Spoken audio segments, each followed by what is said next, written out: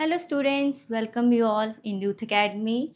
So this is our lecture number 3 of Geography Foundation classes of 2027, and in this class, in the earlier classes we talk about the some hypothesis of the how the solar system is being formed, but in this class we will basically look upon the universal formation based on the hypothesis, right?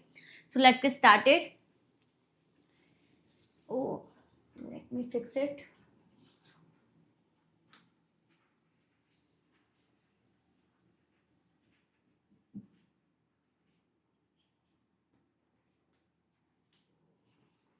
So yes, let me recap for you for the last two classes what we have already done. So in the first lecture itself, in the lecture number first, we look upon the gaseous hypothesis. Gaseous hypothesis, gaseous hypothesis. ठीक है, gases hypothesis में हमने ये जानने की कोशिश की थी कि ये जो हम पढ़ते हैं nebula, the formation of nebula, जिससे हमारा सोलार सिस्टम फॉर्म्ड हुआ था, राइट, जिससे हमारे सन क्रिएट हुए थे, सन से उनके आसपास के सोलर सिस्टम क्रिएट हुए थे, फिर कैसे moon formation of the moon हुआ था। फिर हमने ये भी जानने की कोशिश की थी कि कुछ कुछ प्लैनेट्स जो है सोलर सिस्टम में, उसके कुछ कुछ प्लैनेट्स के पास ज़्यादा मून है as compare to the earth के पास एक ही मून है, बाकी सम प्लैनेट्स के पास अदर मून्स ज़्यादा हैं। तो इसी में हमने गैसेस हाइपोथेसिस में पढ़ने की कोशिश की थी इन लेक्चर नंबर 1, क्योंकि इसमें क्या हुआ था, gases hypothesis quite a big hypothesis, क्योंकि अगर आपको ये आपका एक फाउंडेशन बन जाता तो आपको अदर हाइपोथेसिस अपने आप ही समझ आने लगते, क्योंकि बाकी जो लेटर फेस ऑफ हाइपोथेसिस था वो बेसिकली इसकी जो लिमिटेशन थी गैसेस हाइपोथेसिस की, इसके यू कैन से ड्रॉबैक्स थे, उसी को टैकल करके रिजॉल्व करने की कोशिश की थी in the following hypothesis, right. इसके बाद हमने नेबुलर हाइपोथेसिस की बात की थी, नेबुलर हाइपोथेसिस। नेबुलर से तो हमने समझ गया था, नेबुला से ही नेबुलर फॉर्म का ओरिजिन हुआ है। नेबुला हमने क्या माना था, बिग गैस मास होती है ये, गैसियस मास बॉडी, और यू कैन मास और बॉडी, ठीक है, इन्हीं को नेबुला कहा गया था, राइट, अगर हम दूसरे टर्म्स में जानने की कोशिश करें।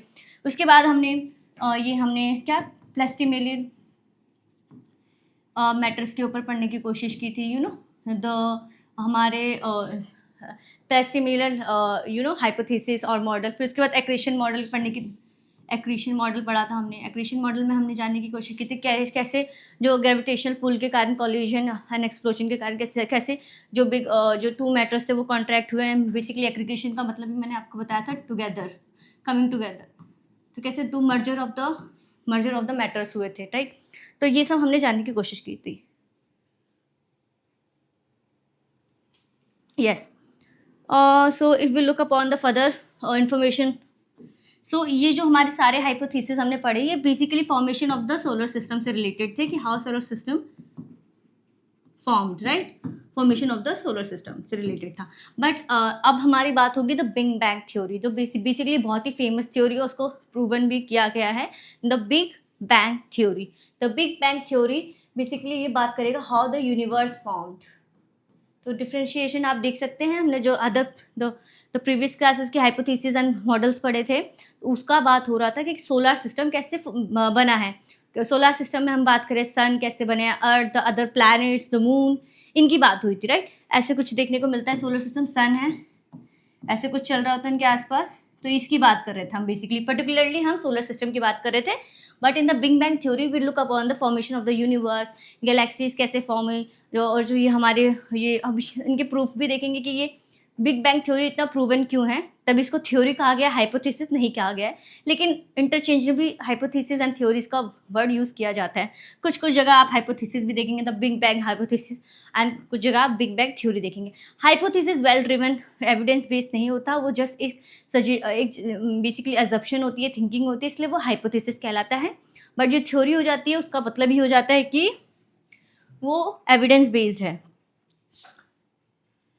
ठीक है। तो द बिग बैंग थ्योरी को जानने की कोशिश करें तो देखिए, बिग बैंग थ्योरी में पहले बता देती हूँ, प्रपोज किया गया था जॉर्जी लेम्ब्राइट इन 1920s में ही इनको प्रपोज किया गया था।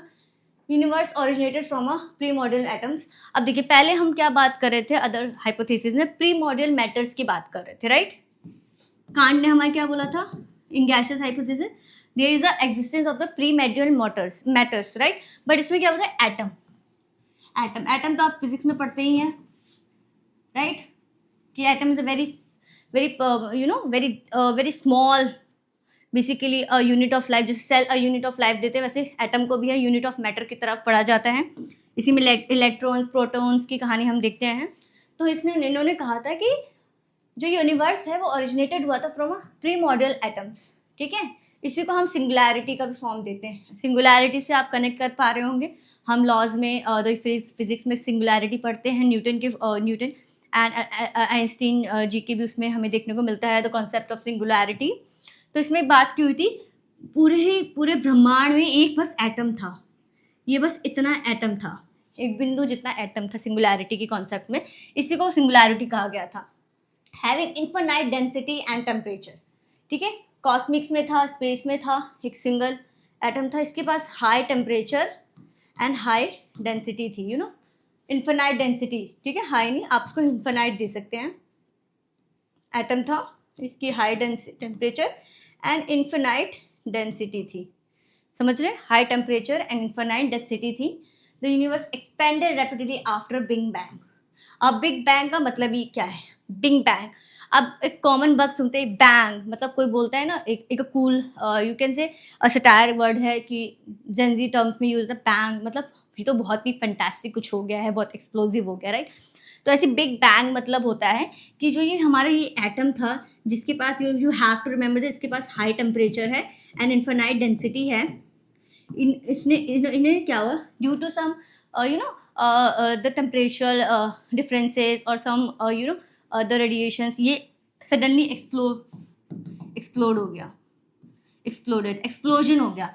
अब इस एक्सप्लोजन से क्या हुआ, इस सिंगल मैटर के एक्सप्लोजन से क्या हुआ, infinite types of matters release हुए फ्रॉम दिस सिंगल मैटर, ठीक है। Universe expanded rapidly after the big bang, after the big bang से ही यूनिवर्स एक्सपेंड हुआ।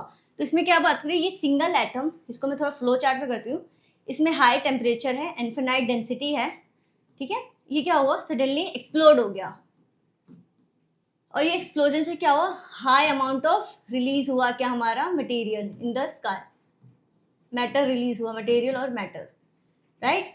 और ये मैटर क्या हुआ, तो पासेज ऑफ टाइम, बहुत समय बीत जाने के बाद यही मटेरियल कुछ ग्रेविटेशनल पुल्स के कारण, कुछ टेम्परेचर चेंजेस के कारण यही मटेरियल कंडेंस्ड हुए, कॉन्ग्रीगेट हुए and the formation of universe हुआ। बस सिंगुलैरिटी का कॉन्सेप्ट है, इसमें आपको जानना इतना ही पड़ेगा कि ये बिग बैंग है क्या।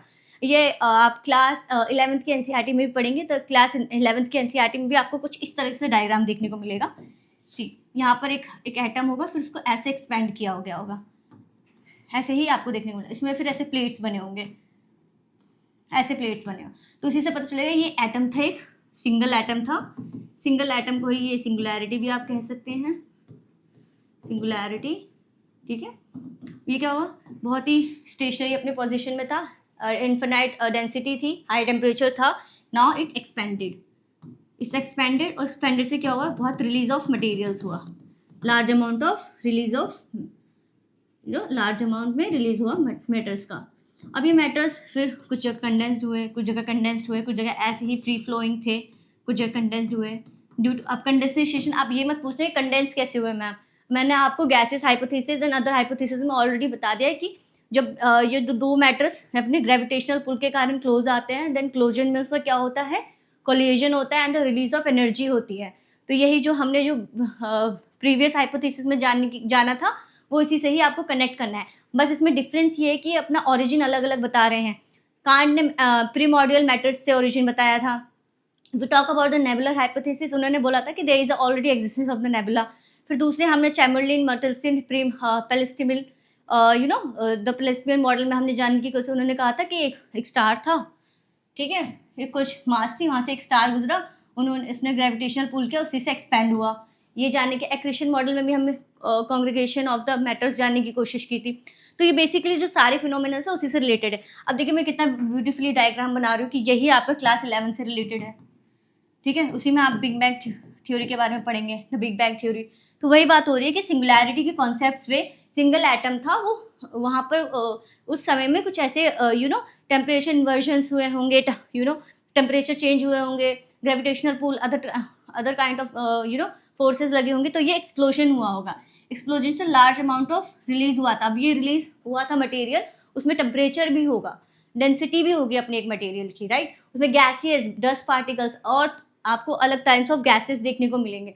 फिर यही फर्दर ये बहुत ही 1 बिलियंस ऑफ ईयर्स की बात हो रही है. फिर वो अदर एक्सपेंड हुआ, collection of aggregation of the particles हुए due to the gravitational pull. जब दो पार्टिकल्स एक दूसरे पे पुल लगाएंगे तो वो कम आए, क्लोजर आएंगे, राइट. ऐसे हुआ. फिर जाके क्या हुआ, अब नए नए गैलेक्सीज फॉर्म्ड हो गए. तो हम देखेंगे हमारे स्पेस में बहुत टाइप्स ऑफ गैलेक्सीज है. One of the example of milky way galaxies. उसको हम देखेंगे टाइप्स ऑफ गैलेक्सीज भी क्या होते हैं, and milky way is a what kind of the Galaxy, right. और हम मिल्की वे गैलेक्सी से ही अपने आप को डोनेट करते हैं. तो these are the big bang theories basically. Let's read the slide. Universe expanded after the big bang, right.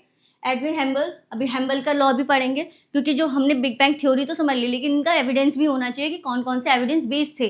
तो अगर हैम्बल्स लॉ के बारे में पढ़ेंगे, इन कॉस्मिक माइक्रो रेडिएशन के बारे में पढ़ेंगे. उससे पहले मैं आपको इलेक्ट्रोमैग्नेटिक स्पेक्ट्रम का पूरा डायग्राम सिखाऊंगी, राइट. सो देखिए, provided evidence through the observation. Humble ने एविडेंस प्रोवाइड किया था और ये जॉर्ज लेमराइट ने इन्होंने बेसिकली प्रपोज किया था theory. Galaxies are moving away from each other. अब देखिए, जो ये बिग बैंग से जो फॉर्मेशन हो चुका था, after the happening of the big bang galaxies form. अब क्या हो रहा है, गैलेक्सी स्टिल, अगर इसी डायग्राम को रिपीट करें, सिंगुलैरिटी एटम है, 1 प्लेट 3 प्लेट एंड द ऐसे प्लेट से डोनेट करें. यहाँ पर ऑलरेडी गैलेक्सीज फॉर्म हो चुकी है हमारी, ठीक है. Galaxies X, galaxy Y, galaxy Z, ऐसे नाम दे दीजिए अभी, क्योंकि आप टाइप्स ऑफ गैलेक्सी पढ़ेंगे तब हम उसको प्रॉपर नेमिंग करेंगे. अब क्या हो रहा है, इन्होंने कहा कि ये गैलेक्सीज भी क्या हो रही है, मूविंग कर रही है, moving away from each other. हम जानेंगे कि red shift and blue shift क्या होता है. These are the very important concepts. You have to learn this in this class. You will get to know all the theories. तो यहाँ पर उन्होंने बात की, अगर रेड शिफ्ट और ब्लू शिफ्ट थ्योरी आप इलेक्ट्रोमैग्नेटिक स्पेक्ट्रम रेडिएशन से पढ़ लेंगे तो आपको इजी हो जाएगा कि गैलेक्सीज मूविंग क्यों कर रही है, एक दूसरे से मूव क्यों कर रही है, right. Why there is expansion of galaxies. Dark matter की भी बात करेंगे हम. तो यहाँ पर वही हो रही है कि provided evidence through the observation that galaxies moving away from each other.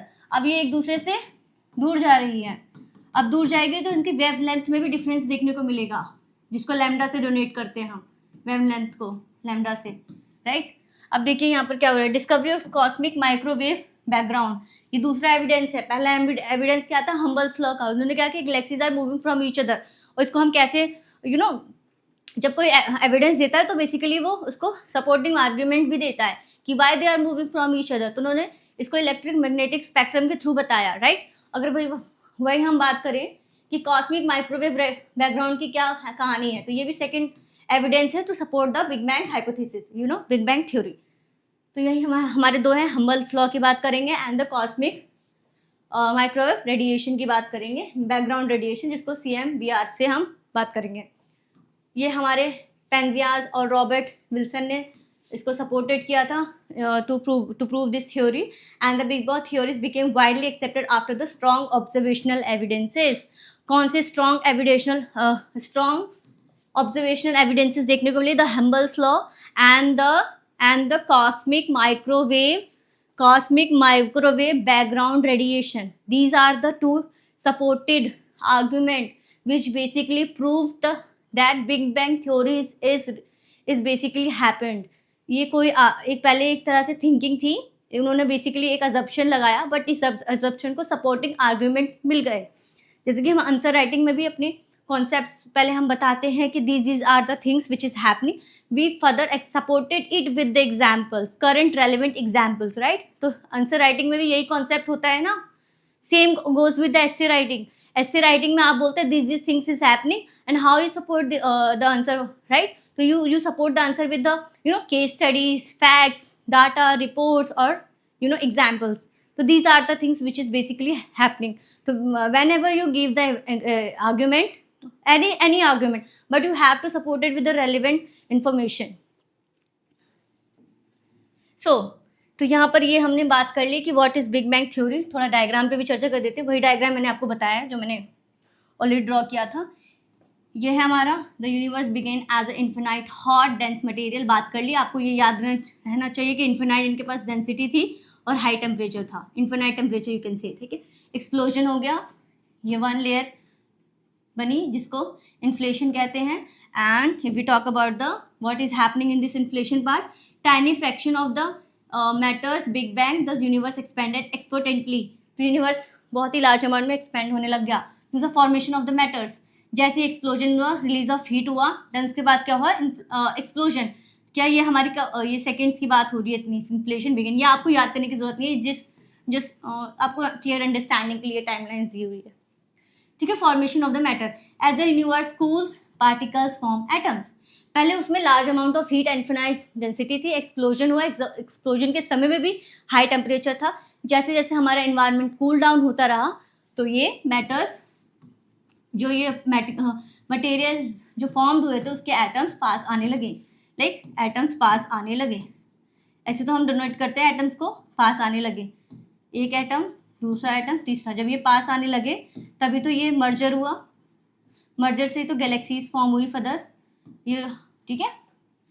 फिर फर्दर बात करें, around 100 million to 1 billion years ago, के formation of star and galaxies, तो यहीं से हम देखेंगे, हम बेसिकली अभी हम गैलेक्सीज की बात करें क्योंकि गैलेक्सीज में हमें फर्दर डिवीजन करेंगे। बेसिकली हम you have to look upon the big thing and then smaller thing, तो गैलेक्सीज के अंदर ही सोलर सिस्टम देखने को मिलेगा, उसी में हमें स्टार, मून्स, प्लैनेट्स ये सब देखने को मिलेंगे, राइट। तो we are looking upon the galaxies part first. So gravity pulls हुए, कम टुगेदर आए गैलेक्सीज एंड द, ये ऐसे करके हमारी गैलेक्सीज बनी। आपको मैं बताऊंगी कि ऐसे ऐसे कौन से फॉर्म्स जो देखते हैं ना आपको, ऐसे ऐसे तरह की आपको गैलेक्सीज दिखती हैं, ऐसे बीच में एक न्यूक्लियाई होता है, इस न्यूक्लियाई का नाम पढ़ेंगे। You know this 2 classes going to be very interesting part for you, कि जो आपको देखने को मिलता है different different diagrams, why this diagrams happened in this way only, right. तो ये फॉर्मुलेशन हो गया। फिर प्रेजेंट डे यूनिवर्स की बात करें तो आपको देखिए ऐसे गैलेक्सीज दिखती है, आसपास स्टार्स दिखते हैं, अगेन गैलेक्सीज दिखती है, स्टार्स दिखते हैं, ऐसे galaxies. Basically what is galaxy, collection of stars is galaxy, तो कलेक्शन ऑफ स्टार्स जब come together it form a galaxy. तो पहले हम गैलेक्सी की बात करेंगे, then formation of the star की बात करेंगे। तो ये इतना ही इन्फॉर्मेशन फर्स्ट स्लाइड में ही था, तो मैंने इसको देखिए, जस्ट वेट अ सेकेंड। तो ये देखिए big bang theory, formation of the universe, ठीक है। हेडिंग हमने ऑलरेडी पढ़ लिया है, थोड़ा फ्लो चार्ट में देख लेते हैं।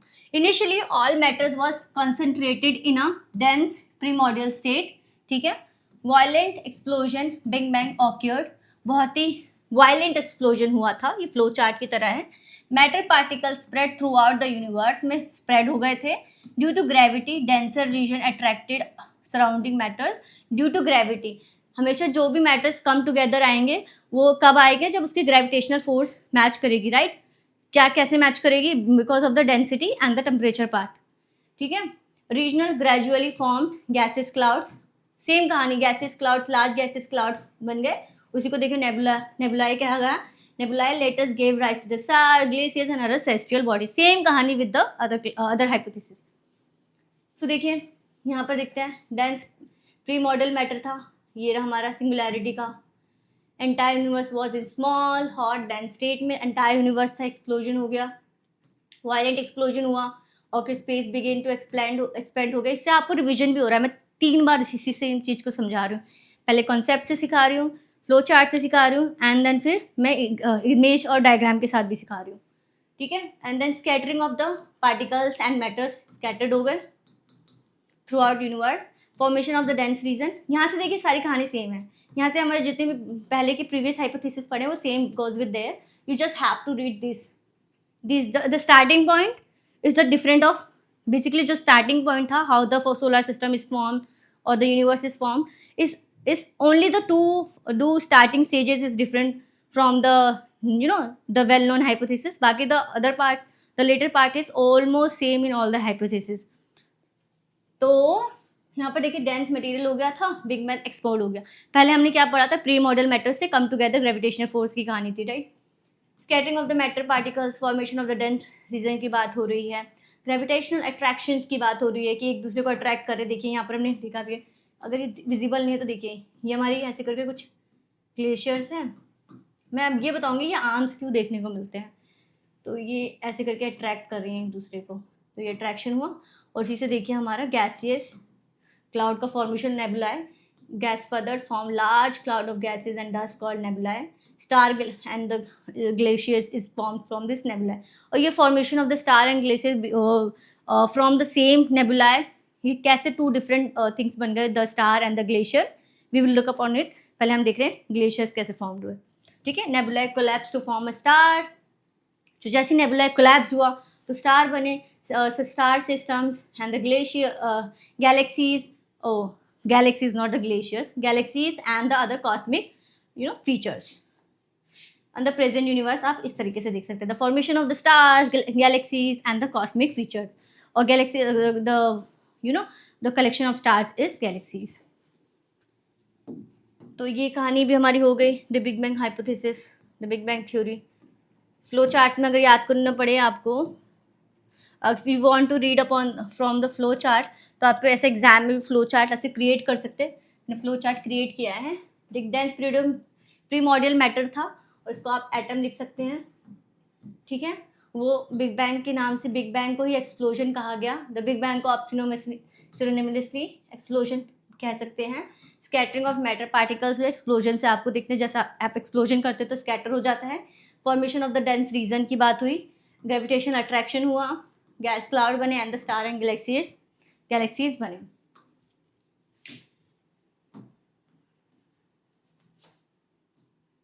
ठीक है, तो ये हमने देख लिया. Wait a second, it is loading. हाँ, तो हमें अब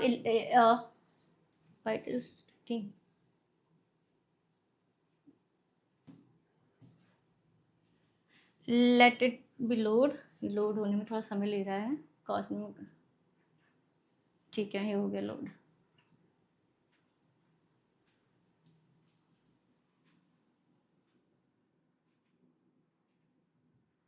ठीक है, तो ये हमने बिग बैंग थ्योरी देख ली. अभी इसको हमें सपोर्टिंग एविडेंस भी देखने कि बिग बैंग थ्योरी को सपोर्ट कैसे किया गया. बिग बैंग थ्योरी के सपोर्टिंग आर्गुमेंट्स देखे तो उससे पहले हमें इलेक्ट्रोमैग्नेटिक स्पेक्ट्रम के बारे में पढ़ना पड़ेगा. कुछ लोगों को ऑलरेडी आता होगा क्योंकि बहुत ही वेल नोन है. तो देखिए, ये वैसे कि वेवलेंथ की कहानी है. यहाँ पर आपको देखने को मिलेगा मैक्सिमम वेवलेंथ. मैक्सिमम वेवलेंथ आप जानते हो ना आप, कुछ इस फॉर्म में देखने को मिलता है वेवलेंथ. तो जब ये और ये चीज़ आपको ज़्यादा होती है तो ये मैक्सिमम वेवलेंथ होती है. अब होते जो इनकमिंग सोलर रेडिएशन होते हैं, इनकमिंग सोलर रेडिएशन होते हैं जो कि अर्थ पे आते हैं, वो किस वेवलेंथ में होते हैं, शॉर्ट वेवलेंथ में होते हैं या लॉन्ग वेवलेंथ में होते हैं. Just commented down.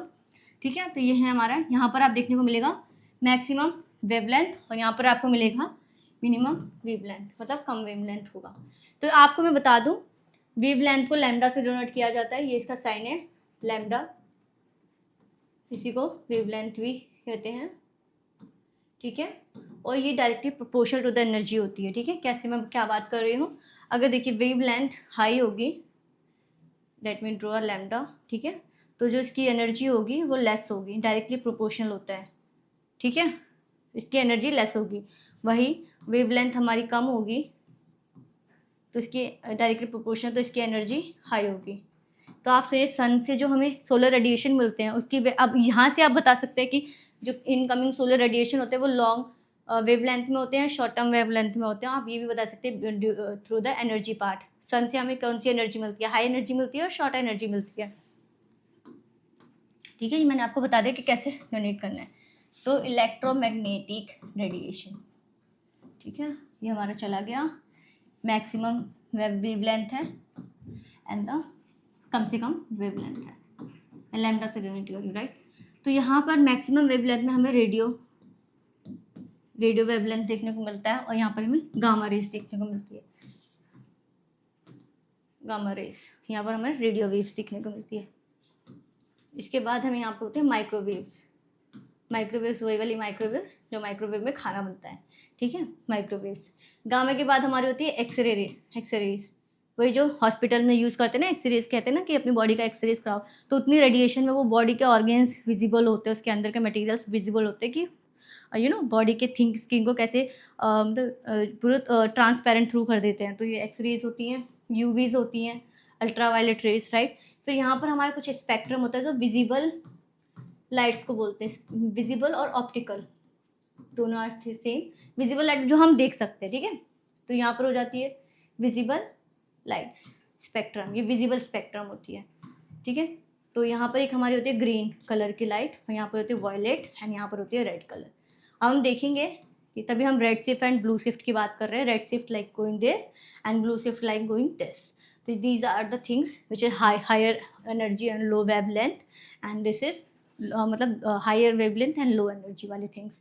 क्योंकि आप माइक्रोवेव्स एंड एक्सरे वेव्स में कितनी एनर्जी डिफ्रेंसिएशन होगा, रेडिएशन कैसी होगी दोनों की। माइक्रोवेव में खाना बना रहे हैं, वही रेडिएशन में क्या आप एक्सरेज में यूज़ कर सकते हैं हॉस्पिटल को एज अ माइक्रोवेव रेडिएशन से, नहीं ना। तो यही है, आप इधर जाते जाओगे तो यहाँ पर देखिए वेव लेंथ इंक्रीज होता जाएगा एंड एनर्जी डिक्रीज होती जाएगी, क्योंकि आपको लिखना है लैम्डा जो इंक्रीज हो रहा है वो directly proportion to the energy है। जब ये लैम्डा इंक्रीज होगा, वेवलेंथ इंक्रीज होगी, ये एनर्जी डिक्रीज होगी। वही आप देखेंगे, अब वहीं आप, मैं दूसरी जगह देखूँ, वहीं आप देखेंगे जब लैम्डा डिक्रीज होगा तो directly proportion to energy increase होगी। सन से इनकमिंग जो इनकमिंग सोलर रेडिएशंस आते हैं वो शॉर्ट वेव लेंथ में होते हैं, right. These are like this, ऐसे कुछ वेव लेंथ में होते हैं वो शॉर्ट। वही लॉन्ग वेव लेंथ की बात करूँ, कुछ ऐसे होते हैं, तो इनकी बीच की डिस्टेंस और इनके बीच की डिस्टेंस डोनेट करता है, ठीक है। ये पूरी कहानी मैंने आपको बता दी है, ये आपको पूरा डायग्राम याद करना है, ठीक है। तो यहाँ पर हम थोड़ा देख लेते हैं, विजिबल लाइट की मैंने बात की, क्या है, longer wave length, lower frequency, lower energy, frequency भी लो होगी, फ्रिक्वेंसी और एनर्जी को आपको साथ लेके चलना है, ठीक है। यहाँ पर shorter wave length, higher frequency and higher energy. देखिए फ्रिक्वेंसी कैसे है, ठीक है। अब ये रेडियो है, माइक्रोवेव है, इंफ्रारेड रेज है, अल्ट्रावायलेट रेज है, X rays and gamma rays. अच्छा इंफ्रारेड रेड मैं भूल गई थी, माइक्रोवेव के बाद इंफ्रारेड रेड्स आएंगे, ठीक है। फिर उसके बाद विजिबल स्पेक्ट्रम देखने को मिलेगा, ठीक है। तो ये हो गया यहाँ से यहाँ तक। ये देखिए ये पहले कितने एक्सपेंड है, फिर बाद में जाके कॉन्ट्रैक्ट हो रहे हैं, क्योंकि एनर्जी ज़्यादा है, लैम्डा कम है एंड फ्रिक्वेंसी ज़्यादा है, ठीक है। तो इससे आप ऐसे कर सकते हैं। अब हमारा दूसरा कॉन्सेप्ट आ जाता है कॉस्मिक माइक्रोवेव बैकग्राउंड एमिशन। अच्छा हमने हम्बल स्लो पढ़ लिया था, मैं एक बार बता देती हूँ आपको हम्बल स्लो का डायग्राम। हम्बल स्लो बेसिकली वही कह रहा था कि ये जो हमारी गैलेक्सीज है ये बेसिकली मूविंग है। अब ये कैसे सपोर्टिव आर्ग्यूमेंट है, हम्बल स्लो को देखें तो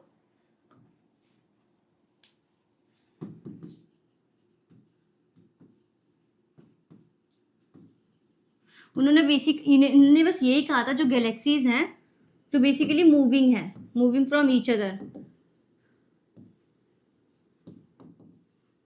ठीक है। ये बात कर रहे थे हम्बल्स लॉ में कि वो गैलेक्सी से एक दूसरे से मूव कर रही है। अब मैं बताती हूँ, जैसे कि फॉर एग्जांपल जब आपके पास, अगर मैं जैसे कि बोलूँ, मैं आपके कान के पास आके बोलूँ, मैं आपको धीरे से भी बोलूँगी लेकिन मेरी आवाज़ आपको बहुत तेज सुनाई देगी, ठीक है। मैंने एनर्जी कम लगाई है लेकिन मेरी वेवलेंथ ज़्यादा होगी। जब मैं वो बहुत दूर से बहुत तेज की बोलूँगी आपको स्लो आएगी, मेरी एनर्जी ज़्यादा होगी लेकिन वेवलेंथ कम हो गई, मतलब आने की क्षमता कम हो गई, इसकी फ्रिक्वेंसी भी कम हो गई। आप सेम अर्थक्वेक में भी देखते हैं, फ्रिक्वेंसी की बात करते हैं ना वो लोग, रिक्टर के स्केल से फ्रिक्वेंसीज नापते हैं, ऑल एनी नेचुरल कैलेमिटीज़। अगर मैं फॉर एग्जाम्पल एक स्ट्रिंग लूँ हाथ में, एक इधर स्ट्रिंग लूँ जो खींचने वाली स्ट्रिंग होती है, मैं इसको स्टेबल रखूँ हाथ को और इसको मूविंग पार्ट समझूँ, मूविंग हैंड। तो मैं पहले स्ट्रिंग को ऐसे रखा, स्ट्रिंग ऐसे कॉइल्ड होती है ना, ठीक है, ऐसे कॉइल्ड है। मेरा ये वाला हाथ स्टेशनरी है, ये वाला मूविंग है, ठीक है। ये स्टेशनरी हाथ है मेरा, ये मूविंग है। पहले मैंने छोड़ दिया, ये बहुत ही कंसंट्रेटेड होगा, बहुत ही ऐसे ऐसे करके कॉइल्ड होगा, बहुत ही कॉन्सेंट्रेटेड, ठीक है। जब मैं इसको खींचने लगूँ तो ये एक्सपैंड होता चला जाएगा। ये हाथ मेरा स्टेशनरी है तो एक्सपैंड होता चला जाएगा। सेम कहानी गोज विद वेव लेंथ की कहानी, ठीक है। जब कोई चीज़ मेरे पास होगी, इसकी हाई एनर्जी एंड रेडिएशन देखने को मिलेगा। जो कोई चीज़ दूर चली जाएगी तो उसकी एनर्जी एंड रेडिएशन कम देखने को मिलेगा। अब इससे आप क्या समझ रहे हैं, हम्बल्स लॉ इसी कहानी पे बेस्ड है। मैं आपको और इजी लैंग्वेज में सिखा रही हूँ। फॉर एग्जांपल ये हम है अर्थ पे, लेट मी पेड़ लगा देती हूँ मैं यहाँ पर, ये हम है। फॉर एग्जांपल यहाँ पर सन है, ठीक है। सन से जो हमें एनर्जी आ रही है, मैंने क्या कहा, ये शॉर्ट वेवलेंथ में होती है, ठीक है, तो इसकी क्या होगी, एनर्जी हाई होगी, ठीक है। वहीं आप देखिए गैलेक्सीज की बात कर रही हूँ, galaxies is far from sun, और उसके बाद स्टार्स हो जाएंगे, फॉर्मेशन ऑफ स्टार से ये गैलेक्सीज बनती है, ठीक है। तो देखिए गैलेक्सीज की जो रेडिएशंस आएंगी भैया तब उसकी एनर्जी कम होगी, ठीक है, और इसकी जो ये वेवलेंथ होगी वो ज़्यादा होगी। सेम गोज विथ दिस, ठीक है। तो फॉर एग्जाम्पल मैंने एक टाइम लाइन पे, फॉर एग्जाम्पल मेरी एक टाइम लाइन थी 1 billion years ago after the formation of the big bang, ठीक है, 1 बिलियन ईयर्स अगो। क्या हुआ कि जब मैंने नापा कि जो 2 गैलेक्सीज थी, जब ये कुछ रेडिएशन दे रही थी अर्थ पे, उसकी radiation for example x-ray radiation दे रही थी, ठीक है। अब फिर मैंने कुछ आफ्टर मतलब 300 मिलियन ईयर्स अगो मैंने इसी को मेजर किया, तो मैंने देखा ये जो गैलेक्सीज है अब मुझे जो रेडिएशन दे रही है, ठीक है, वो तो रेडिएशन गामा रेडिएशन निकाल रही थी, अगर ऊपर से देखें तो गामा रेडिएशन निकाल रही थी, लेकिन जब हम अर्थ से नापे तो ये गामा रेडिएशन हम तक पहुँचते डिस्टेंट ट्रैवल कर रही है ना, पहुँचते फॉर एग्जाम्पल हम एक्सरे रेडिएशन के फॉर्म में हम नापने लग गए इसको। जब कोई ऑब्जेक्ट हमसे दूर रहता है, ठीक है, उसकी वेवलेंथ ज़्यादा होती है और उसकी जो रेडिएशन है, फ्रिक्वेंसी, एनर्जी है, वो शॉर्ट हो जाती है। वेवलेंथ ज़्यादा होती है, एनर्जी शॉर्ट हो जाती है, ठीक है, वेवलेंथ ज़्यादा होती है, एनर्जी शॉर्ट हो जाती है, राइट, ठीक है। फॉर एग्जाम्पल लेकिन जब ये गैलेक्सीज है, ये 2 गैलेक्सीज हैं, ये तो क्लोजर में है ना, ज़्यादा नहीं है, तो फॉर एग्जाम्पल ये एक दूसरे से गामा रेडिएशन दे रही थी, लेकिन मैं इसको तो अर्थ से नाप रही हूँ ना, अर्थ से फॉर एग्जाम्पल मेरे से तो दूर है, तो मेरे पास वो गामा रेडिएशन नहीं पहुंचेगा, वो मेरे in the form of X ray radiation पहुंचेगा, क्योंकि गामा रेडिएशन के बाद कौन सी लो फ्रिक्वेंसी पे है, द एक्सरे रेडिएशन, कौन सी लो एनर्जी पे है, द एक्सरे रेडिएशन, तो हम तक पहुंचते उसकी एनर्जी लो हो जाएगी, और लेकिन जो उसका मतलब जो अपर स्काई में होगा उसका रेडिएशन ज़्यादा रहेगा।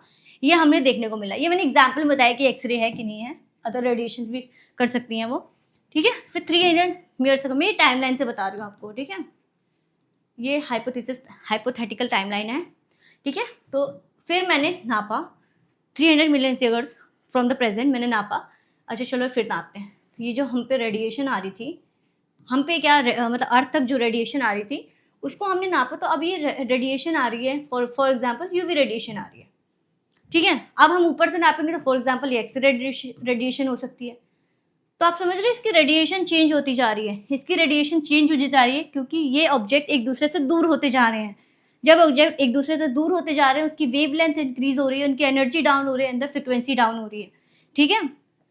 पहले ये इस वेवलेंथ में था, हमने नापा 1 बिलियन ईयर्स अगो में नापा, ठीक है, तो ऐसे थी वेवलेंथ, लेकिन फिर हमने 3 मिलियन ईयर्स अगो में नापा तो इसकी वेवलेंथ ऐसे जा रही थी, तो इससे क्या पता चल रहा है कि 2 galaxies are moving from each other, 2 galaxies are moving from each other, तो ये रेडिएशन के थ्रू हमें पता चला, ये हम्बल्स लॉ को सपोर्टिव कैसे आर्गुमेंट मिला, through the electromagnetic radiation और द इलेक्ट्रोमैग्नेटिक स्पेक्ट्रम,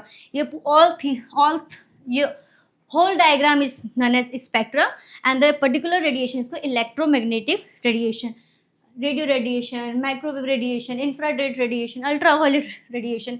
अब देखिए विजिबल लाइट में आपको ये याद रखना, ये रेड है, बीच का कलर ग्रीन हो जाता है एंड इधर वायलेट हो जाता है, ग्रीन के इधर ब्लूइश कलर आ रहा है एंड रेड के इधर येलोइश कलर जा रहा है, लेकिन एक्सट्रीम रेड हो जाएगा एंड एक्सट्रीम इसके एंड में वायलेट कलर हो जाएगा, तो आपको ये थोड़ा कलर विजन याद रखना है। तो हम्बल्स लॉ वही है कि रेडिएशन के थ्रू उन्होंने नापने की कोशिश की कि कौन सी रेडिएशन आ रही है, सबसे हाईएस्ट रेडिएशन क्या होती है, गामा रेज की, right, gamma rays highest energy पे हाईएस्ट फ्रिक्वेंसी पे होता है बट लो वेवलेंथ होती है, and the radio waves are with higher wavelength and same with inversely proportional with high energy, low energy and low frequency. तो हमने वही जब देखा कि रेडिएशन गैलेक्सीज से पहले हमें ज़्यादा मिल रही थी, बाद में वो कम मिल रही है, तो इसका मतलब क्या है, डिस्टेंस इंक्रीज हो रहा है, डिस्टेंस इंक्रीज हो रहा है मतलब they are moving from each other, they are moving from each other, this is known as Hubble's law, ये this is the basically it is the first evidence of the supportive evidence of the Big Bang theory, supportive evidence of the Big Bang theory, right, वही हम बात करें, I don't know why it is loading again and again,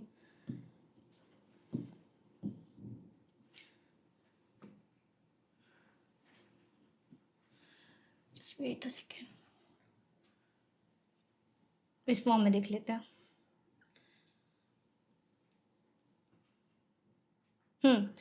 तो ये हमने supportive था ना propose by the Lemaitre's and supportive argument किसके थ्रू हुआ था हमारा, द हम्बल्स। तो इसको हम बेसिकली हम्बल्स लेमराइट लॉ के नाम से भी जान जाते हैं। हम्बल्स ने एविडेंस दिया था, लेमराइट ने प्रपोज किया था बिग बैंग थ्योरी को, इसलिए इनके नाम से भी जाना जाता है और हम्बल्स लॉ भी होता है। Edwin Hubble provided evidence through the observation that galaxies are moving from each other. मैंने आपको इसका रीजन बता दिया, why they are moving from each other, because of the electromagnetic radiation. ठीक है, इसके थ्रू ये कर रहे हैं। और दे बेसिकली इलेक्ट्रोमैग्नेटिक रेडिएशन तो है, साथ ही साथ अदर फिनोमिनाज भी रिलेटेड है, क्योंकि अर्थ में you don't know what is happening at present. आपको अभी तक नहीं पता all the things which is happening in the universe. There is very more forces which is basically performing their task with this electromagnetic radiation.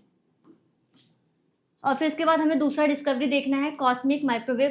देखिए microwave की बात हो रही है, वही अगेन EMRI से रिलेटेड होगा, electromagnetic radiation, background of the radiation by the Penzias and the Robert Wilson further supported the theory of, basically ये जो दो एविडेंस मिले थे, basically this supported the theory of the big bang.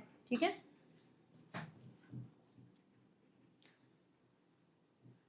तो ये रहा हमारा ये वाली थ्योरी। तो इसमें बात हुई थी discovered by the America's physicist Arno Penzias and Robert Wilson in 1967 में हुआ था। It is a faint glow of the electromagnetic radiation that fills the universe. ठीक है, it is the oldest light in the universe dating back to the this years ago 300 million years from the big bang, after the big bang आप कह सकते हैं इसको, rough time line में आप रख सकते हैं। It is the after glow of the hot dense early universe produce when protons decoupled from matters and began traveling freely through the space. The discovery of CMB is considered strong evidence supporting the Big Bang theory. ठीक है, from the dark ages. ठीक है, ये हम एक nuclei की बात करेंगे, इसको मैं आपको बताती हूँ कैसे सपोर्ट करना है। ये मैंने आपको फ्लो चार्ट दे दिया ऑफ द थ्योरीज। ठीक है, यहाँ से देखते हैं। ये तो हमें बात हो गई थी evidence of the big bang theory कैसे मिला था, हम्बल्स law confirm the redshift observation. अच्छा, रेडशिफ्ट ऑब्जर्वेशन कैसे हमने देखने को मिला था, ये इलेक्ट्रोमैग्नेटिक था, वायलेट लाइन थी, ये रेड था, ये वी था, बीच में जी था। इधर जाता तो क्या हो जाती, हाई एनर्जी हो जाती, हाई फ्रिक्वेंसी हो जाती एंड लो लैम्डा, मतलब वेवलेंथ हो जाता। इधर जाता तो क्या हो जाता, high lambda, low energy and low frequency. तो इन्होंने क्या किया, रेड शिफ्ट देखने को मिला था। मैंने क्या कहा था, जब two galaxies moving from each other तो उसकी रेडिएशन बेसिकली डिक्रीज हो जाती है, उसकी रेडिएशन डिक्रीज होने लगती है। जब रेडिएशन डिक्रीज हो रही है मतलब इसकी एनर्जी एंड फ्रिक्वेंसी डिक्रीज हो रही है, मतलब वो moving from the red shift, moving from, अगर यहाँ से बात करें विजिबल स्पेक्ट्रम से बात करें, विजिबल स्पेक्ट्रम ऑप्टिकल रेडिएशन से बात करें, moving from the red shift. मैंने क्या बात की थी, फ्रॉम द अर्ली स्टेज, जब फॉर्मेशन हुआ ही था गैलेक्सीज का 1 बिलियन ईयर्स अगो। ठीक है, गैलेक्सीज यहाँ थी, हम यहाँ पर खड़े हैं, अर्थ है, हम इसकी रेडिएशन को थोड़े पैमाने पर भाप सकते हैं। देखा रेडिएशन एक दूसरे से गामा रेडिएशन दे रही थी, because of the distance between us galaxies and the ourselves, the distance is high, the radiation feel like a x-ray, but they are giving the gamma radiation. ठीक है, x-ray radiation दे रहा था। after the 300 years ago galaxies moved from each other। कैसे पता चला, क्योंकि जब ये रेडिएशन दे रहा था in the form of, we are receiving from in the form of UV, but they are giving the x-ray radiation. These are the hypothetical situation but happening in the same way। ठीक है, तो हमने क्या देखा, पहले ये x ray दे रहा था, अब यूवी दे रहा है। अब हमने जाना है कि यूवी रेडिएशन की जो फ्रीक्वेंसी है और एनर्जी है वो कम है और वेवलेंथ ज़्यादा है। इसका मतलब they are moving from each other in the red line. कैसे, वायलेट टू रेड लाइन में जा रहा है। हमने रेड शिफ्ट इसलिए कहा, क्योंकि विजिबल लाइट में जो इस तरफ मूविंग हो रहा है वो रेड कलर ही दिख रहा है हमें। तो हम इंफ्रारेड को देख नहीं सकते, हम माइक्रोवेव रेडिएशन को देख नहीं सकते, हम रेडियो वेव्स को नहीं देख सकते। तो जो हम विजिबल स्पेक्ट्रम में जिस लाइट को देख सकते हैं उससे हमने शिफ्ट को डोनेट कर दिया। तो they are moving from the red shift. और if some light, basically if glacier coming together in the near future, any time, if glacier coming together, there is just evidences of the glacier is coming together just because of this observation of the red shift and the blue shift. Is glacier coming together, their wavelength is decreased, but their energy and frequency will increase, and this is becoming as a blue shift. ठीक है. But as a Hubble's law confirmed that there is a red shift observation. Red shift observation मतलब they are moving from each other. Galaxies are moving from each other. Galaxies are moving from each other. ठीक है. तो moving from each other, electromagnetic में red shift है, तो इसलिए moving from each other to के low lambda, high frequency and high energy. ठीक है. तो बट ये इस तरफ से डोनेट कर रहा है. अब इसको देखें तो high lambda, low energy and low frequency. ठीक है. इस तरफ मूव कर रहा है रेड शिफ्ट, अगर इस तरफ मूव करेगा तो ब्लू शिफ्ट. अब वो देखने को मिलेगा जब हम इसको ऑब्जर्व करेंगे कि अब गैलेक्सी ब्लू शिफ्ट में आ रही है कि रेड शिफ्ट में, but they are moving from each other, तो they are donating the red shift. तो आप ऐसे कहानी बता सकते हैं. तो फ्लो चार्ट है, बिग बैंग हुआ था, एक्सप्लोजन होता है, यूनिवर्स फॉर्म हुआ था, galaxies move from each other. इसको सपोर्टिव आर्गुमेंट कैसे मिला था? रेड शिफ्ट ऑब्जर्वेशन से. Hubble's law confirmed that, and the evidence of Big Bang came into existence. This is the first evidence. Right? Now let's move to the second evidence of the cosmic microwave radiation. Big Bang happened. So this year's ago, you can 300 years. Big Bang later, Big Bang. After Big Bang, later Big Bang. ठीक है. 300 million years ago आप कह सकते हो. Protons decoupled from the matters. हमें matters देखा, ये है.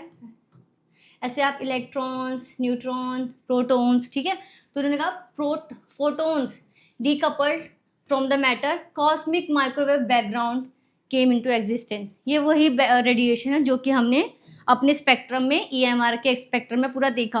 बेसिकली ऐसा कुछ फिनोमिना हुआ था कि यहाँ पर डीकपलिंग ऑफ द प्रोटॉन्स हो गए थे.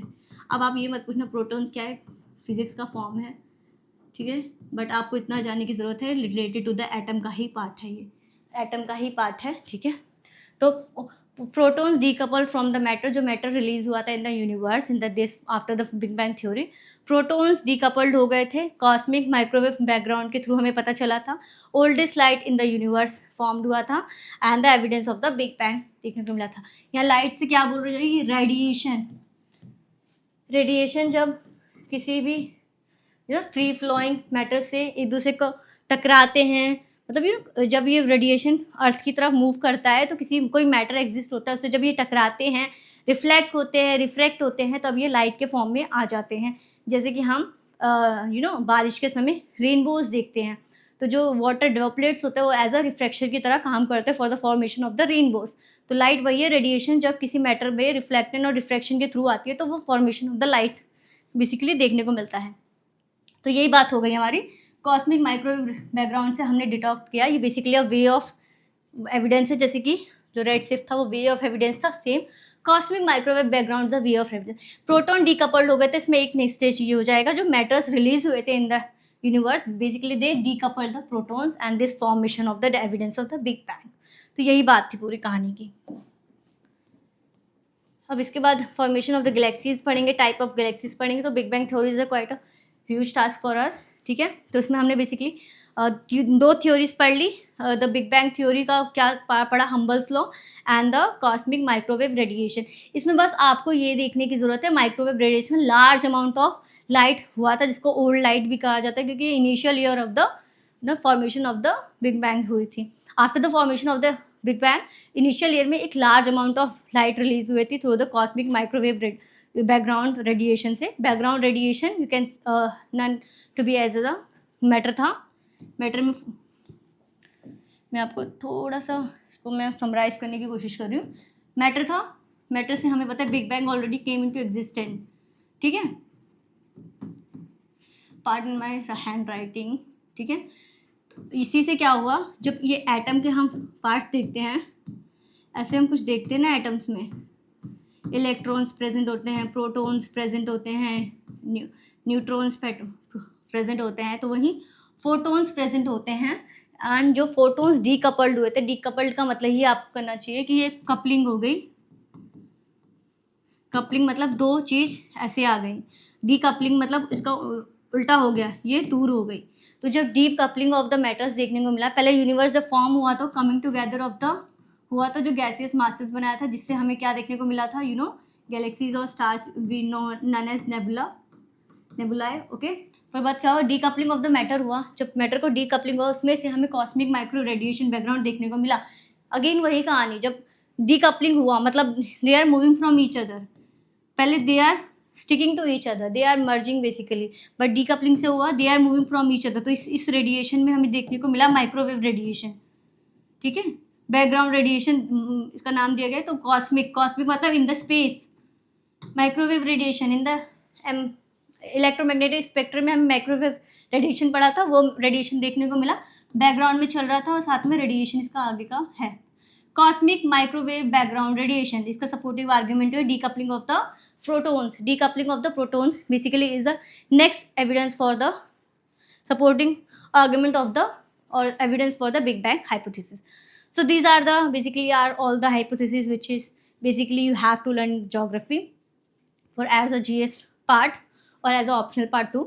तो इसके बाद हम basically galaxies, formation of stars, type of galaxies, why galaxies look like, ऐसे आर्म्स के होते हैं गैलेक्सीज में, एक तरह के इरेगुलर गैलेक्सीज के बारे में पढ़ेंगे, पेकुलियर गैलेक्सीज के बारे में पढ़ेंगे। Peculiar galaxy basically merging of the two different types of galaxies in come together. Peculiar का मतलब ही होता है भद्दा, but they are not looking like a भद्दा, but just name as a peculiar galaxies, electrical galaxies, irregular galaxies, ये 30 type of galaxies पढ़ेंगे।